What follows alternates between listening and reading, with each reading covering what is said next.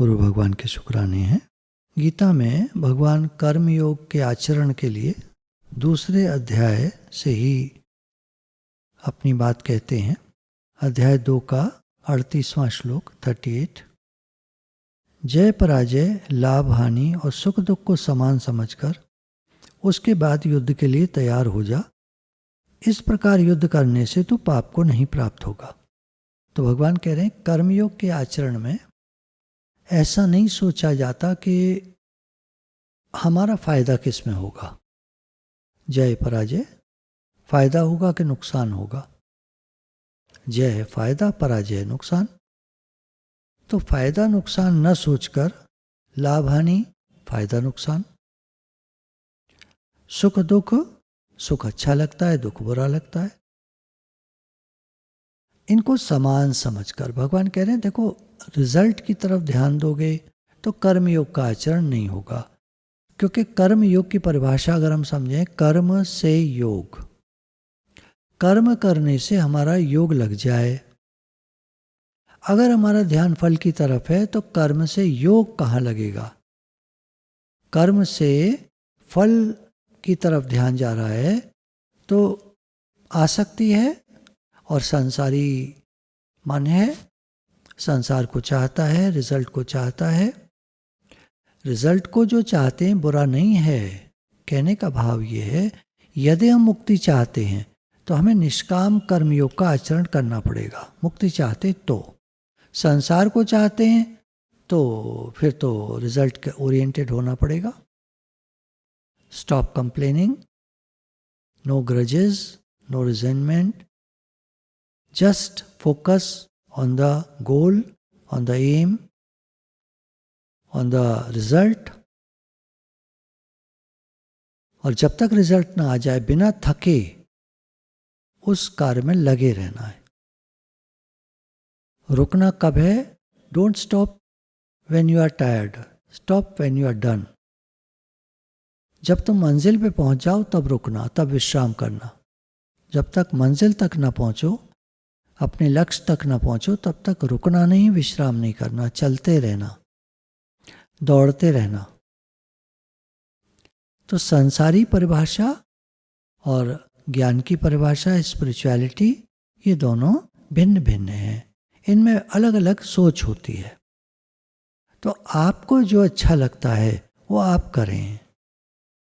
देखिए जब हम गुरु के पास जाते हैं तो वो तो हमारे उद्धार की बात बताते हैं। अगर हमारा उद्धार हुआ तो हमारा स्पिरिचुअलिटी में आने का कोई फ़ायदा हुआ। और अगर हम उसी तरह चल रहे हैं जैसे हम संसार में चलते थे तो स्पिरिचुअल लाइफ का क्या फ़ायदा। ये बात है। तो भगवान कह रहे हैं देखो समता प्राप्त करो, समता ही योग है। तो जय पराजय, लाभ हानि, सुख दुख को समान समझकर अब तुम कर्म करो। इस प्रकार युद्ध करने से अर्थात कर्म करने से तो पाप को नहीं प्राप्त होगा। इस कर्म योग में आरंभ का अर्थात बीज का नाश नहीं है। तुमने जैसा एक बार निष्काम भाव से सोच लिया कि अब मुझे यह कर्म करना है, कोई अच्छा काम है, नेक कर्म है, सबकी भलाई का काम है, सबकी सेवा का काम है, करना है, तो भगवान कह रहे हैं कि इसमें बीज का नाश नहीं होगा। तुमने एक बार सोच लिया तो अब तुम्हारे सामने कारण आते जाएंगे, तुम्हारा जीवन निष्कामी बनता जाएगा, तुम्हारा जीवन सबके हित के लिए होता जाएगा। सर्वभूत रता, सब प्राणियों के हित में रत, शरीर मिला है संसार से, संसार की सेवा में लगा दो। ये बात ऑटोमेटिकली वही कर्म आएंगे जिनसे सेवा होगी हमारे शरीर से। इस कर्म योग में निश्चयात्मिका बुद्धि एक ही होती है। यह निश्चय कर लिया कि मेरा जीवन तो सेवा के लिए है। अब वो उसी तरह चल पड़ेगा, उसके शरीर से सबकी सेवा होगी, मन से भी सेवा होगी, सबके प्रति अच्छा भाव रखना। सर्वे भवन्तु सुखिनः, सर्वे सन्तु निरामया, सर्वे भद्राणि पश्यन्तु मा कश्चित् दुःख भाग् भवेत्। किसी को जरा भी दुख ना मिले हे नाथ, हे प्रभु, सबको सुख मिले, सबको आनंद मिले, सबको ज्ञान मिले, सब पर आपकी कृपा हो, सब आपकी तरफ बढ़ें, सबके अंदर भक्ति का भाव बढ़े, सबके अंदर आपसे प्रेम बढ़े, ऐसे भाव रखेगा। सबके शरीर भी निरोग रहें ताकि आप में अच्छे से मन लगे। जब शरीर निरोग होता है तो मन भगवान में और किसी भी काम में अच्छे से लगता है। शरीर में रोग होने पर मन न तो काम में लगता है न भगवान में लगता है। तो कोशिश करके शरीर को स्वस्थ रखना है। स्वस्थ रखने के लिए दिनचर्या सही होनी चाहिए। सही समय से भोजन करना, सही समय से स्नान, नित्य नैमित्तिक कर्म करना, सही समय से एक्सरसाइज वगैरह करना, व्यायाम, प्राणायाम, योगा, एक्सरसाइज, एरोबिक्स, जो आपको अच्छा लगता है, रनिंग, जॉगिंग, वॉकिंग, जो आपको अच्छा लगता है वो आप करिए। तो उसकी बुद्धि एक रहती है और वो अपने लक्ष्य की ओर बढ़ जाता है। लक्ष्य है मेरा जीवन निष्कामी बने। सब ओर से परिपूर्ण जलाशय के प्राप्त हो जाने पर छोटे जलाशय में मनुष्य का जितना प्रयोजन रह जाता है, ब्रह्म को तत्व से जानने वाले ब्राह्मण का समस्त वेदों में उतना ही प्रयोजन रह जाता है। अब भगवान कह रहे हैं कि देखो, जब तुमने लक्ष्य चुन लिया अपना कि मेरे लक्ष्य तो भगवान है, तो जब तुम्हें परिपूर्ण, सब ओर से परिपूर्ण जलाशय, बहुत बड़ी कोई झील हो, जैसे हम लेह लद्दाख गए थे तो वहाँ पेंगोंग लेक है, तो 125 किलोमीटर लंबी लेक है। चौड़ाई उसकी कहीं 3 किलोमीटर, कहीं 4, कहीं 5 किलोमीटर है। बाकी लंबी लंबी, क्योंकि पहाड़ों के बीच में है, तो अब पहाड़ों के बीच में तो वैली टाइप बन जाएगी। तो वैली टाइप में वो करीब 125 किलोमीटर लंबी झील है। खारा पानी है हालांकि उसमें, पर है बिल्कुल क्लियर वाटर, ब्लू स्काई का ब्लू उसमें शेडो पड़ती है, एकदम ब्लू वाटर दिखता है। बहुत बड़ी झील है। तो भगवान कह रहे हैं अगर किसी को, वो तो चलिए खारा पानी है, मीठे पानी की बड़ी झील मिल जाए, और उसको कुएं से और पोखरों से क्या लेना देना, छोटी छोटी जलाशय से क्या लेना देना। इतनी बड़ी झील मीठे पानी की मिल गई। नैनीताल में आप देखते हैं बड़ी लेक है, उसी में से पीने का पानी आता है, इतना मीठा पानी बढ़िया, और बर्फ़ का पिघला हुआ पानी है, बारिश का पानी है, तो पानी खराब भी नहीं होता। कितना साफ सुथरा पानी है। तो ऐसा पानी मिल जाए तो किसी कुएं और पोखर से क्या लेना देना, हैंडपंप से क्या लेना देना फिर। ऐसे तो भगवान कह रहे हैं जब तुम्हें एक बड़ा लक्ष्य, परमात्मा प्राप्ति का लक्ष्य मिल गया, तो अब तुम्हें छोटी छोटी चीज़ों में नहीं जाना चाहिए। वेदों में तरह तरह के कर्म और उनके फल लिखे हैं। तो जो ज्ञानवान होते हैं, समझदार होते हैं, वो ऐसे कर्मों में नहीं उलझते, ऐसे छोटे मोटे फल के चक्कर में नहीं पड़ते। आगे भगवान कह रहे हैं तेरा कर्म करने में ही अधिकार है, उसके फल में नहीं। इसलिए तू कर्म के फल का हेतु मत हो, तथा तेरी कर्म न करने में भी आसक्ति न हो। आदमी का अधिकार कर्म करने में है, मनुष्य का कर्म करने में अधिकार है, उसके फल में नहीं। फल के लिए हम कुछ नहीं कर सकते। एफर्ट्स जो भी हैं वो कर्म के हैं। कर्म करने में एफर्ट्स आप कितने मर्जी डाल सकते हो। जैसे आप हलवा बना रहे हो, आपने चीनी उसमें सोच समझकर अपने फुल एफर्ट से डाल दी, अब चीनी पड़ गई उसमें। अब हलवे में चीनी पड़ गई, अब वो ज़्यादा मीठा हो गया, कम मीठा हो गया, अब आप क्या कर सकते हो। आप कहेंगे कम मीठा हो गया, चीनी और डाल लेंगे, ऐसे नहीं होता हलवे में। जो पड़ गई, वो तो तैयार हो गया, अब आप ऊपर से चीनी ऐड बुरा डाल लेंगे, नहीं, वो स्वाद नहीं आएगा। कुछ भी करते रहो वो स्वाद नहीं आएगा। तो बनाते समय पूरी सावधानी, कर्म करते समय पूरी सावधानी, उसका फल निकलेगा, उसमें आदमी कुछ नहीं कर सकता। कर्म का फल हलवे की तरह नहीं है कि नहीं हम तो थोड़ा सा बुरा डाल लेते हैं ठीक हो जाता है। अब बुरा नहीं पड़ता उसमें। अब कर्म के फल जो निकला, उसके सुखी दुखी होने में अब हमारे हाथ में केवल इतना है कि अगर हमको ज्ञान है तो कर्म का फल हमको दुखी नहीं करेगा, और ज्ञान नहीं है तो कर्म का जो फल निकलेगा वो हमको दुखी कर सकता है, बहुत दुखी कर सकता है, बहुत अधिक दुखी कर सकता है। मन के अनुकूल निकला तो सुखी कर देगा, बहुत सुखी कर देगा, खुश कर देगा, पर वो मोमेंटरी होगा। थोड़ी देर बाद फिर वैसे ही, फिर कोई समस्या, फिर कोई प्रॉब्लम, फिर कोई बात, फिर कोई झंझट, ऐसे। तो भगवान कह रहे हैं तुम कर्म के फल की तरफ मत देखो, तुम केवल कर्म की तरफ देखो। और जो निष्कामी होते जाते हैं उनको तो एक बहुत बड़ा फायदा भगवान ने बताया है कि इस कर्म का उल्टा फल रूप दोष नहीं होता। निष्काम कर्म का उल्टा फल रूप दोष नहीं होता। अगर हमारी निष्काम भावना है, हमको बिल्कुल स्वार्थ की कोई इच्छा नहीं है, भगवान कृष्ण ने कितने कर्म किए, कितने राक्षसों को मारा, उनको पाप नहीं लगा, क्योंकि उन्होंने बहुजन हिताय बहुजन सुखाय कर्म किए, सबके हित के लिए, और पर्सनल स्वार्थ उनका कोई नहीं था। जो भी कर्म थे उनके, वो सबके हित के लिए थे, सबके सुख के लिए, सबकी सेवा के लिए। लोग कैसे सुखी रहें, ये लोग दुखी करने वाले लोग जो हैं उनको कैसे हटाया जाए, तो भगवान ने वो सब काम किया। युग युग में जब जब धर्म की हानि होती है, अधर्म की वृद्धि होती है, तब तब भगवान प्रकट होकर धर्म का स्थापन करते हैं और अधर्म का नाश करते हैं।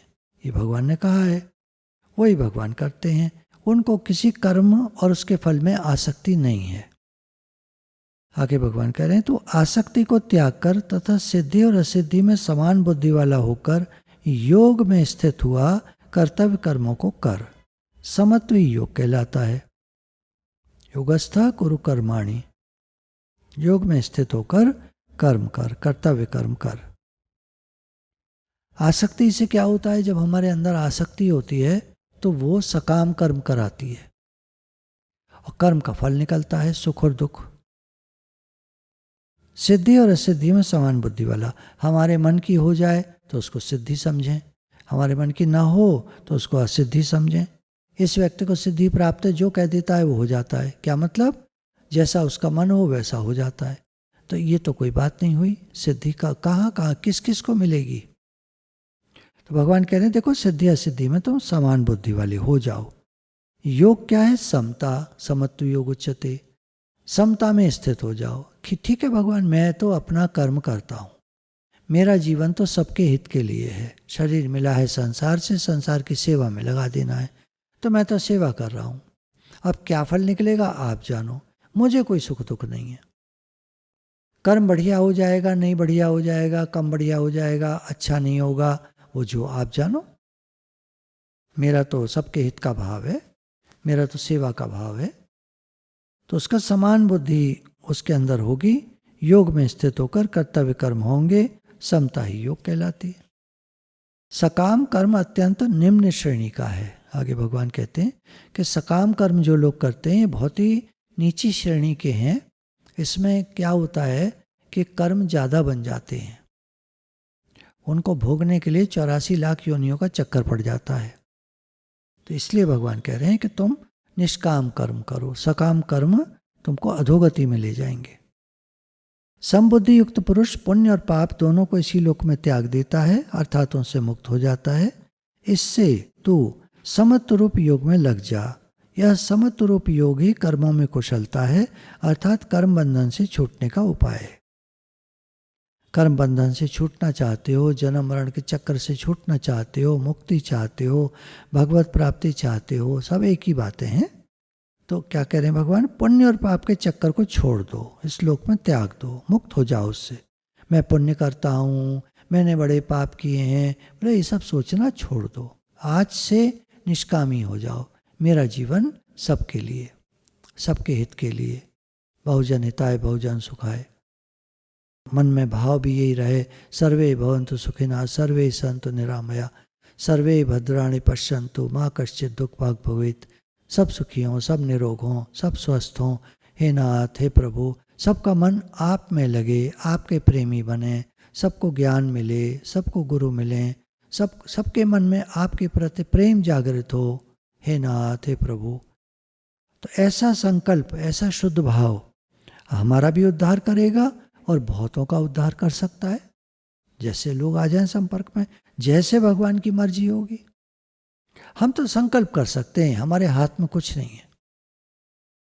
तो भगवान कह रहे हैं कि जो समबुद्धि युक्त लोग होते हैं वो पाप पुण्य को इसी लोक में त्याग देते हैं, मुक्त हो जाते हैं। तुम अर्जुन समत्व रूप योग में लग जाओ। ये योग ही कर्मों में कुशलता है, अर्थात कर्म योग का आचरण करो। कर्म बंधन से छूटने का ये उपाय है। कर्म योग, अर्थात सब कर्मों को भगवान के लिए करना, समता में स्थित रहना, सिद्धि असिद्धि में सम रहना, फल की इच्छा न करना, नेकी कर कुएं में डाल। कर्म करते हैं, फल भगवान आप जानो, हमको कुछ नहीं चाहिए, हमें तो आप चाहिए। हम तो सब और आपको देखते हैं, आपके लिए कर्म करते हैं, आपके दिए घर में रहते हैं, आपका दिया प्रसाद पाते हैं, आपके जनों की सेवा करते हैं, हम तो आपके हैं। हे नाथ, मैं आपका हूँ, आप मेरे हैं। प्रश्न ये उठता है कि हम गृहस्थ में, संसार में रहते हैं, अब इसमें रहते हुए हम भगवान को कैसे पा सकते हैं? तो चौथे अध्याय में भगवान ने 14वें श्लोक में कहा है कि कर्मों के फल में मेरी स्पृहा नहीं है, इसलिए मुझे कर्म लिप्त नहीं करते। इस प्रकार जो मुझे तत्व से जान लेता है वह भी कर्मों से नहीं बंधता। पूर्व काल में भी मुमुक्षुओं ने भी इसी प्रकार जानकर ही कर्म किए हैं, इसलिए तू भी पूर्वजों द्वारा सदा से किए जाने वाले कर्मों को ही कर। हमारे जो पूर्व काल के जो हमारे पूर्वज थे, जिनमें मुमुक्षु कुछ लोग होते थे, मुमुक्षु यानी मोक्ष की इच्छा वाले लोग, तो हर फैमिली में, उनके एंसेस्टर्स में एक आध कोई ना कोई होता है, ऐसा हुआ होगा, होता रहा है, जो मुमुक्षु रहे, मोक्ष की इच्छा रही उनको, भगवान कैसे मिले ये इच्छा रही। तो उन्होंने जब ये विचार किया तो वो गुरु के पास गए कि हमको ज्ञान ऐसा हो कि जो हम कर्म भी करें और बंधें भी नहीं, जन्म मरण के चक्कर से छूट सके तो बहुत अच्छा है, और या फिर भगवान हमें याद रहें, किस तरह हम संसार में फंसे नहीं, लिप्त नहीं हो, दुखी नहीं हो, इसका क्या उपाय है? तो भगवान यहाँ उसका उत्तर देते हैं कि कर्म के फल में मेरी स्पृहा नहीं है। मुख्य कारण दुख का है कर्म के फल में स्पृहा, यानी मैं क्या चाहता हूँ उसके हिसाब से फल निकले। हम जो भी काम करते हैं, एक तो हम करते हैं अपनी खुशी के लिए, जैसे आजकल मैं वीडियोस बनाता हूँ, दिन में 1 या 2 बना लेता हूँ, तो मैं अपनी खुशी के लिए बनाता हूँ। मुझे पता है जब मैं डालता हूँ ग्रुप्स पर तो विशेष कोई रिस्पॉन्स नहीं आता, उसका मुझे रिस्पॉन्स नहीं मिलता कि बहुत अच्छा लगा या कुछ। 1-2 लोग हैं जो देखते भी हैं और रिस्पॉन्ड भी करते हैं, बाकी लोग ध्यान नहीं देते। उन्होंने जल्दी से वो स्लाइड देखी, मैसेज देखा और आगे बढ़ गए जल्दी जल्दी में। उन्हें आदत इस समय जो मोबाइल की हो गई है वो बहुत तेज़ी से चलने की हो गई है। मोबाइल तेज़ काम करता है, ये 4G जब से आया तो मोबाइल बहुत तेज़ हो गया, तो लोग भी बहुत जल्दी शिफ्ट करते हैं इधर से उधर, इधर से उधर। पेशेंस कम हो गया, जो सहनशीलता थी वो कम हो गई थोड़ी बहुत। अगर सत्संग चल रहा है, बहुत इंटरेस्टिंग नहीं है, तो पहले के लोग सुनते रहते थे, पर अब क्योंकि मोबाइल है तो जल्दी से उसको आगे बढ़ा देते हैं, स्विच ओवर कर जाते हैं, कुछ और देखने लग जाते हैं अपनी मन पसंद की चीज़। तो कर्म का फल भगवान कह रहे हैं कि उसमें हमारे हिसाब से निकले न निकले, जो हो रहा है उसको आराम से सहन करते हुए आगे बढ़ते चलें, कर्म करते चलें, फल की इच्छा न करें। इस प्रकार भगवान कह रहे हैं मुझे तत्व से जान लेता है, वो भी कर्मों से नहीं बंधता। तत्व से जान लेता कैसे हुआ? आत्मा अकर्ता है, अजन्मा है, अनादि है, अनंत है, अभोक्ता है, दृष्टा है, साक्षी है। तो ये जो गुण हैं आत्मा के, वो हम अपने अंदर ले आएं कि हम अकर्ता भाव से कर्मों को करें, जैसे भगवान कह रहे हैं मैं करता हूँ। अभोक्ता बन के रहें, यानी उसका कर्म का फल का हमको नहीं चाहिए, जैसा निकले वैसा ठीक है। दुर्योधन को जब ये हुआ कि मैं युद्ध में मारा ना जाऊं, युद्ध चल रहा था तो उसको लगा कि कहीं मुझे मार ना दिया जाए, इसके पास गया कि मैं मरूं ना, इसका क्या उपाय है? तो उन्होंने कहा कि देखो भाई, मैं तो नहीं बता सकता, लेकिन युधिष्ठिर बता सकते हैं। तो बड़ा अजीब सा लगा, युधिष्ठिर तो मेरा शत्रु है इस समय, और मैंने बहुत सारे ऐसी हरकतें की हैं जो वो तो कभी नहीं बताएगा। तो उन्होंने कहा नहीं, वही बताएंगे तुम्हें, और कोई बता नहीं सकता, क्योंकि जितने ईमानदार और धर्मनिष्ठ धर्मराज युधिष्ठिर और अजात शत्रु, उनके मन में किसी के प्रति वैर नहीं है, शत्रु भाव नहीं है, वो तुम्हें बता देंगे। गया दुर्योधन, और वाकई में ऐसा ही हुआ। युधिष्ठिर ने कहा कि तुम अपनी माँ के पास जाओ, उनके सामने खड़े होना, और जैसे मैं बता रहा हूँ वैसे खड़े होना, तो तुम अजेय हो जाओगे, तुम्हारे शरीर का पर कोई भी प्रहार का असर नहीं होगा। तो ऐसे वो अजात शत्रु, मतलब उनके अंदर शत्रु भाव था ही नहीं, ऐसे लोग होते। तो भगवान कह रहे हैं जो मुझे तत्व से जान लेता है, जो अकर्ता है, अभोक्ता है, अनादि हैं, अनंत हैं, अजन्मा है, दृष्टा साक्षी हैं, जिनको इस संसार से कोई चिपकन नहीं है, कोई लेना देना नहीं है, कोई आसक्ति नहीं है, देख रहे हैं साक्षी, जानता है दृष्टा, देखता है। तो जो इस संसार को निर्लिप्त न्यारा हो करके देखता है, जानता है, पर उसको कोई प्रतिक्रिया नहीं होती। हम लोगों में प्रतिक्रिया होती है तुरंत, ऐसा क्यों, ऐसा क्यों, ऐसा क्यों, हम इसी में पड़े हुए हैं, ऐसा क्यों, ऐसा क्यों। पर भगवान को नहीं होता ऐसा, कुछ भी होता रहो, कितने लोग मर जाते हैं, मार दिए जाते हैं, भगवान को कोई फर्क नहीं पड़ता, फिर पैदा हो जाते हैं। कभी सूखा पड़ जाता है, किसानों की सारी फसल बर्बाद हो जाती है, किसान रोते हैं, चिल्लाते हैं, पर भगवान को कोई फर्क नहीं पड़ता, अगले साल फिर बारिश हो जाती है, फसल लहला जाती है। ये तो क्रम है संसार का, सुख और दुख, लाभ हानि, जीवन मरण, मान अपमान, ये द्वंद्वी जोड़े हैं, क्रम है। भगवान सम रहते हैं इनमें, हम लोग विषम रहते हैं। हर समय हमें समस्या है, हर समय हमें प्रॉब्लम है, हर बात पे हमें प्रॉब्लम है। भगवान को कोई प्रॉब्लम नहीं है। तो भगवान कह रहे हैं जो मुझे तत्व से जान लेता है, तुम भी जानो, साक्षी दृष्टा बनो, देखो, संसार से अलग हो जाओ, अलग होके देखो, मन में तुम्हारी कितनी बातें आती हैं, मिलोगे तो दुखी होगे, मन से अलग होके देखते हो तो शांति रहती है। ठीक है, मन में आ रही हैं बातें, क्या कर सकते हैं, कर क्या सकते हैं, कौन क्या कर सकता है। ध्यान में बैठ जाओ, मन की बातें खत्म, लुप्त हो जाएंगी, पर फिर जब उठोगे फिर आएंगी। तो बच कौन सकता है? जो ऐसा जानेगा ये मन में आने वाली बातें हैं, हटो हटो, इग्नोर करेगा, सीख लेगा। अवेयरनेस का अभ्यास यही है, देखा और छोड़ दिया, देखा और छोड़ दिया, जागा हुआ है वो। पूर्व काल के मुमुक्षुओं ने इसी प्रकार कर्म किए। अब कर्म क्या है, अकर्म क्या है? अब भगवान कह रहे हैं देखो, कर्म का स्वरूप समझो और अकर्म का स्वरूप समझो।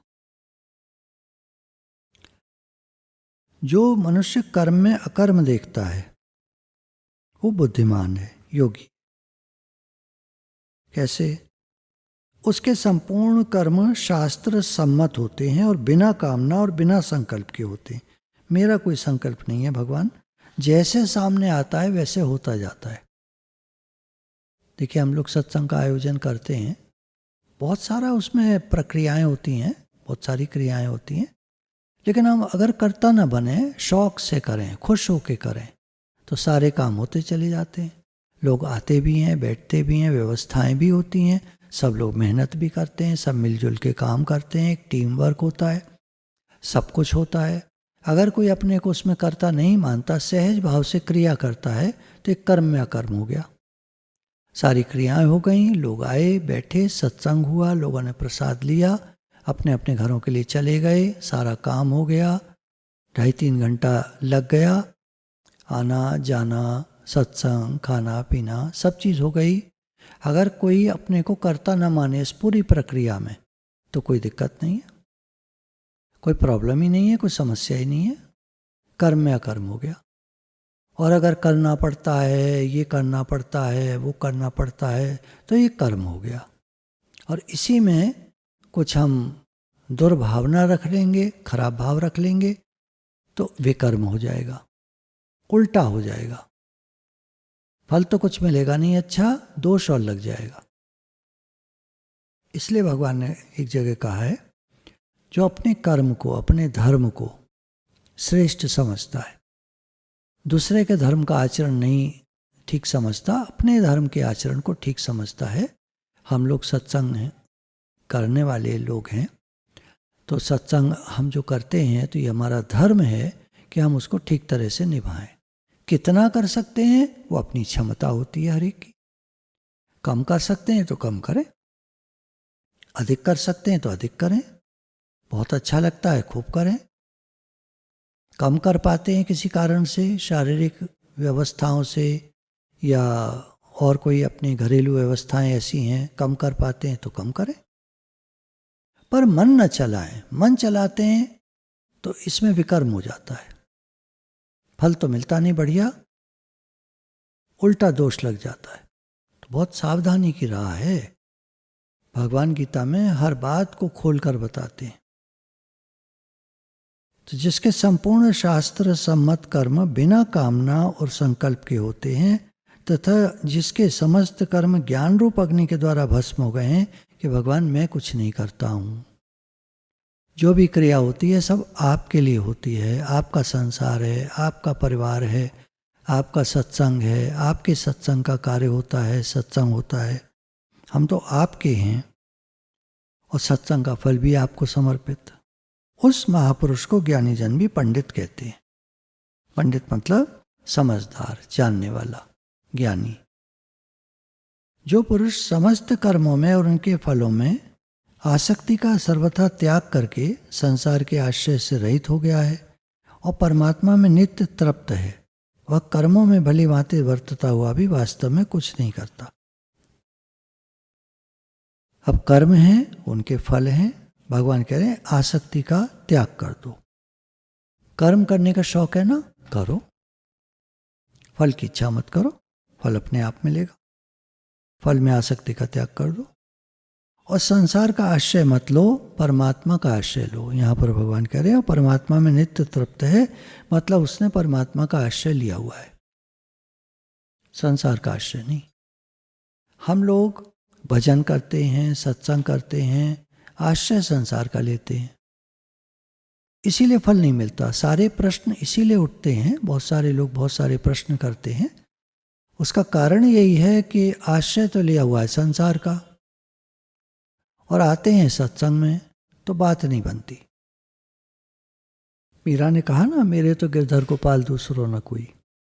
तो उसको आश्रय भी परमात्मा का था, प्रियता भी परमात्मा की थी, प्रेम परमात्मा से था, अच्छे भी भगवान लगते थे, सब भगवान के लिए करती थी, सुबह से रात तक उसके सारे काम भगवान के लिए होते थे, सत्संग करती थी, भजन गाती थी, सब भगवान के लिए। तो ऐसा जो कर्म करता हुआ व्यक्ति है वास्तव में कुछ नहीं करता, अर्थात कर्मों से नहीं बंधता। उसके कर्मों का फल उस तरह से नहीं निकलता कि जन्म मरण का चक्र हो। वो कर्मों से छूट जाता है, कर्म बंधन से छूट जाता है और मुक्ति को प्राप्त करता है। जिसका अंतःकरण और इंद्रियों के सहित शरीर जीता हुआ है और जिसने समस्त भोगों की सामग्री का परित्याग कर दिया है, ऐसा आशा रहित पुरुष केवल शरीर संबंधी कर्म करता हुआ पाप को नहीं प्राप्त होता। मन, बुद्धि, इंद्रियां, शरीर ये सब जीता हुआ है का तात्पर्य है कि उसको समता का भाव है, जैसा भी हो वैसा ठीक है, अपने को फल की इच्छा नहीं है, मेरे मन की हो, बुद्धि से सोचे मतलब अकल लगाए ज़्यादा, जो हो रहा है उसमें बुद्धि लगाना अच्छी बात है, बिना विचारे जो करे सो पाछे पछताए बात आती है ना। समग्र ज्ञान उठाना पड़ेगा, पूरा ज्ञान, पूरी नॉलेज, ठीक ठीक। शरीर से कर्म भी होते हैं, क्रियाएं सब होती हैं, भगवान के लिए होती हैं। आदमी सोचता है मैं करता हूँ, अपने लिए करता हूँ, ये गड़बड़ हो गया। शरीर से क्रियाएं होती हैं, सेवा होती है, भगवान के लिए करते हैं, ये समझ हो गई, ये सही समझ है। संसार भगवान का है, हम भगवान के हैं, भगवान के लिए समस्त कर्म होते हैं। शरीर भगवान का है, संसार भगवान का है, तो शरीर से संसार की सेवा होती है। ये दोनों एक जाति के हैं। मैं और भगवान एक जाति के हैं। मेरा भगवान से नित्य संबंध है, शरीर का संसार से संबंध है। संसार चेंजेबल है, शरीर भी चेंजेबल है। भगवान अनचेंजेबल हैं, हम स्वयं भी अनचेंजेबल हैं। 1000 जन्मों की याद आ जाए, बता देंगे तब ये थे, तब ये थे, तब ये थे। तो कौन बता देगा? जो अनचेंजेबल होगा वही तो बता पाएगा। जो चेंज हो गया वो कैसे बता देगा? आज हम इस घर में हैं, पुराना घर कैसा था ये घर कैसे बता देगा? हम बता देंगे क्योंकि हम उसमें रहे थे, पर ये घर तो नहीं बता पाएगा। ये तो चेंजेबल है, परिवर्तनशील है। और जो इस घर में नए लोग आए होंगे वो नहीं बता सकते पुराना घर कैसा था, क्योंकि उन्होंने नहीं देखा। तो जिसने देखा होगा वही तो बता सकता है ना। तो हम कैसे बता देते हैं 1000 जन्मों का हाल? क्योंकि हमने वो देखे हैं, ऐसे बता सकते हैं। तो अपने को शरीर से अलग करके जो जानेगा उसने शरीर को जीत लिया। और जो शरीर ही बना बैठा है वो उसने क्या जीत लिया? वो तो मिला बैठा है। और जिसने समस्त भोगों की सामग्री का परित्याग कर दिया है, सारे भोगों की सामग्री का परित्याग कर दिया है जिसने, भोगों की सामग्री क्या तात्पर्य हुआ? मन हटा लिया है जिसने। जब जैसा जो आ जाए वैसा ठीक है। जब भी हम अपनी अकल लगाते हैं तो कर्ता और भोक्ता बनते हैं, दुख पाते हैं। और जैसा हो जाए वैसा ठीक है तो आनंद रहता है जीवन में। ऐसा आशा रहित पुरुष, उसको कोई आशा नहीं है, कोई इच्छा नहीं है, केवल शरीर संबंधी कर्म करता हुआ पाप को नहीं प्राप्त होता। तब शरीर संबंधी कर्म हो रहे, नित्य कर्म है शरीर के, अपने काम हैं वो सब हो रहे। मैं तो आत्मा हूं, मैं तो भगवान का हूं, भगवान मेरे हैं। तो मैं भगवान का हूं, शरीर संसार का है, शरीर सेवा में लगा है संसार की। मैं भगवान का हूं, मेरा मन भगवान, मैं स्वयं भगवान में लगा हूं। ये बात हो गई। गुरु भगवान के शुक्राने।